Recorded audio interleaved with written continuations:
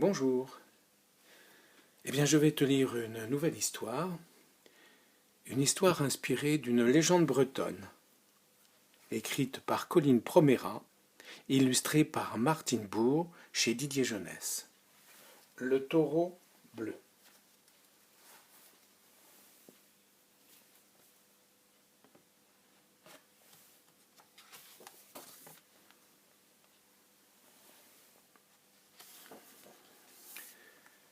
Il était une fois dans une ferme en Bretagne une petite fille qui s'appelait Isole.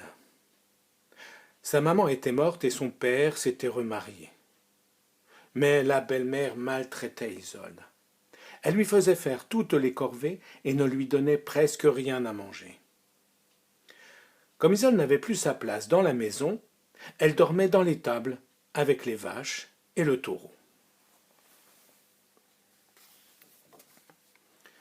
C'était un vieux taureau bleu. Il aimait bien Isole, et le soir, quand elle pleurait, il penchait son museau vers elle et il chuchotait. « Regarde dans mon oreille, Isole. Il y a quelque chose pour toi. » La petite fille se hissait sur la pointe des pieds, glissait sa main dans l'oreille du taureau bleu, et là, elle trouvait une grande tartine de pain blanc, recouverte d'une bonne couche de beurre salé. Elle mangeait de bon cœur, puis s'endormait bien au chaud contre le flanc du vieux taureau.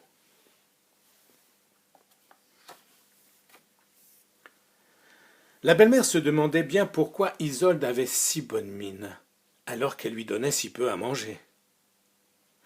À force de l'épier, un soir elle a découvert son secret. Alors, elle a dit au père qu'il fallait tuer le taureau bleu, car il était trop vieux. Le lendemain, le père est allé trouver Isole, qui lavait du linge à la rivière. « Isole, le taureau bleu est devenu trop vieux. Tout à l'heure, tu l'emmèneras chez le boucher. Tu as compris ?»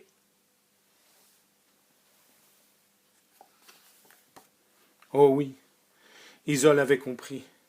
Quand son père est reparti, elle a laissé tomber son linge et elle a couru à l'étable. « Taureau bleu, ils veulent que je t'emmène chez le boucher, mon taureau bleu. Mais si tu meurs, qu'est-ce que je deviendrai? Il faut partir, vite. » Le temps est venu de quitter cet endroit.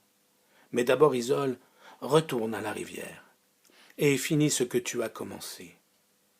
Ensuite, tu conduiras les vaches au pré, et là, nous partirons tous les deux. Isole est retournée à la rivière, un peu rassurée. Elle a rincé le linge et l'a étendu sur la haie. Puis, elle a mené les vaches au pré, et avec le taureau bleu, elle a continué sur le sentier.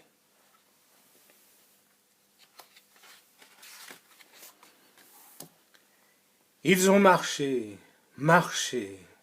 loin des villages pour éviter les rencontres. Dans la soirée, ils sont arrivés sur la lande, au milieu des pins et des ajoncs. Ils se sont arrêtés près d'une source pour boire de l'eau fraîche et se reposer. Le taureau bleu a brouté l'herbe bien verte et Isolde a mangé une grande tartine de pain beurré. Puis le taureau a dit « Grimpe sur mon dos et dis-moi ce que tu vois de là-haut. » « Je vois une forêt avec plein de petites lumières qui brillent. » « Cette forêt, nous allons la traverser. Les feuilles des arbres sont en cuivre, c'est pour ça qu'elles brillent. Surtout n'y touche pas, car si l'une d'elles tombait, un malheur pourrait nous arriver. »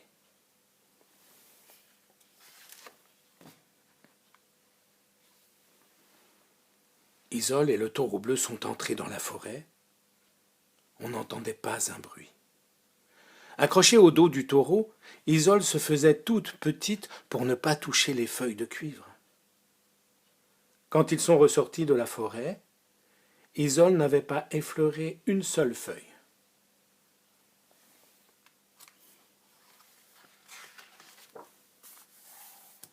La nuit tombait. Sur le dos du taureau bleu, Isole était bercée. Est-ce que tu vois quelque chose de là-haut lui demanda le taureau. Oui, je vois une forêt remplie d'étoiles. Cette forêt, nous allons la traverser. Les feuilles des arbres sont en argent. Surtout, n'y touche pas. Car si l'une d'elles tombait, un malheur pourrait nous arriver.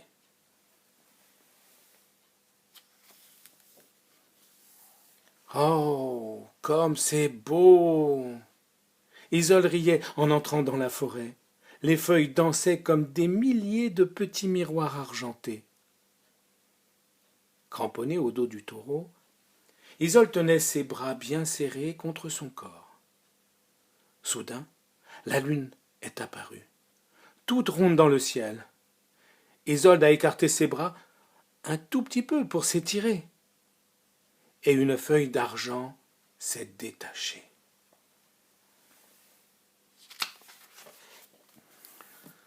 Aussitôt la terre s'est mise à trembler, les pierres à s'entrechoquer, et des dizaines, des centaines, des milliers de scorpions, de scolopendres et d'araignées velues ont surgi de tous côtés. Descends, Isole. Le taureau bleu martèle la terre de ses sabots. Les bestioles grouillent de partout, grimpent le long de ses pattes, s'accrochent à ses flancs, le piquent jusqu'au sang. Le taureau bleu les chasse avec sa queue. Il se frotte contre les troncs pour les faire tomber. Il se roule par terre pour les écraser.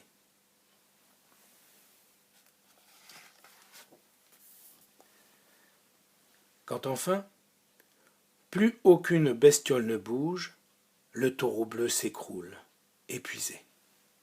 Isole se précipite. « Oh, mon pauvre taureau, tu es blessé !»« Ce n'est rien, Isole. Regarde dans mon oreille. Il y a ce qu'il faut pour me soigner. » Dans son oreille, Isole trouve un petit pot rempli de pommade. Elle l'applique sur les blessures du taureau, qui se referment aussitôt.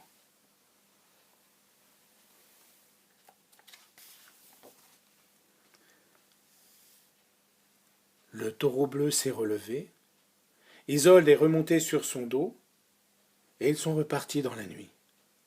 « Que vois-tu de là-haut ?»« Je vois une grande lumière dorée. »« C'est la dernière forêt que nous allons traverser. Les feuilles des arbres sont en or, c'est pour ça qu'elles brillent si fort.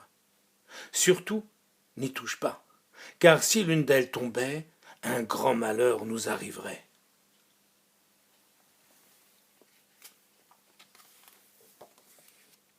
Le taureau bleu avançait lentement. Isole, serré tout contre lui, retenait son souffle. Des milliers de petits éclats d'or illuminaient tout sur leur passage. En sortant de la forêt, Isole a voulu voir encore une fois la grande lumière dorée. Elle a tourné la tête et, sans le faire exprès, elle a touché une feuille d'or. Au même instant, le vent s'est mis à souffler, les arbres commencent à s'agiter, les feuilles d'or à s'envoler.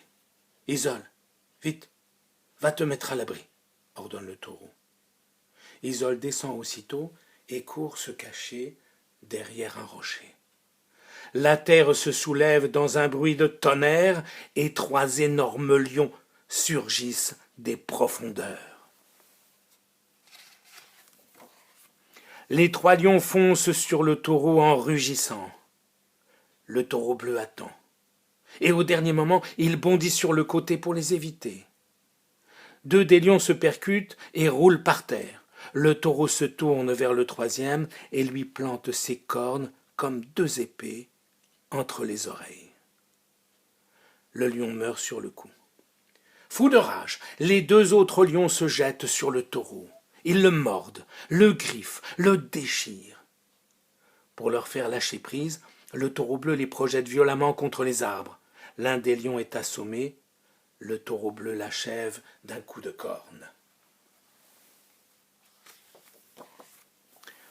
Le dernier lion est puissant et redoutable. Il s'élance sur le taureau bleu en poussant des rugissements épouvantables. Le taureau bleu se démène comme un beau diable. Ses sabots dansent comme des flammes, ses cornes frappent de tous côtés. Mais le lion évite les coups et blesse le taureau avec ses crocs. Le taureau bleu faiblit, il s'essouffle. Isole tremble de peur pour son taureau bleu. Elle essaie de toutes ses forces de lui transmettre du courage pour l'aider à gagner. Le taureau bleu reprend de la vigueur et le combat continue de plus belle. Le taureau et le lion ont lutté jusqu'au milieu de la nuit. Le lion est tombé le premier, puis c'est le taureau qui s'est écroulé. Il respirait avec peine. Isole s'est approchée. « Mon taureau bleu, il n'y a rien dans ton oreille pour te soigner ?»« Non, Isole, c'est fini. Je vais mourir, mais toi, tu es sauvé. Quand je serai mort, recouvre mon corps de terre et mets par-dessus des petits cailloux bleus. Reviens ici chaque fois que tu en auras besoin et je continuerai à t'aider. » Et le taureau bleu a fermé les yeux.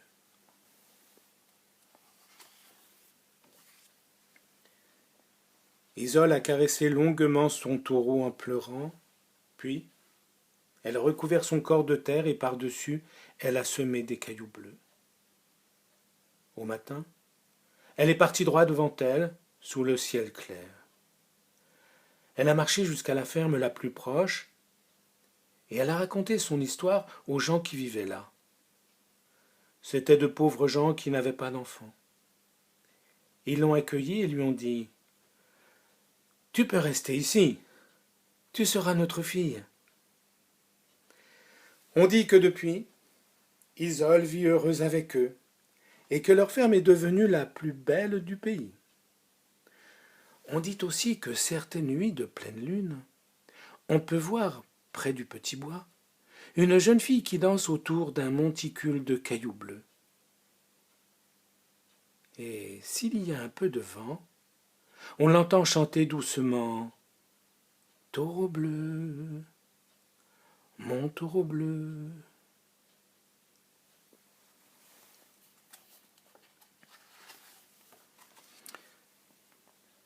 C'était l'histoire du taureau bleu.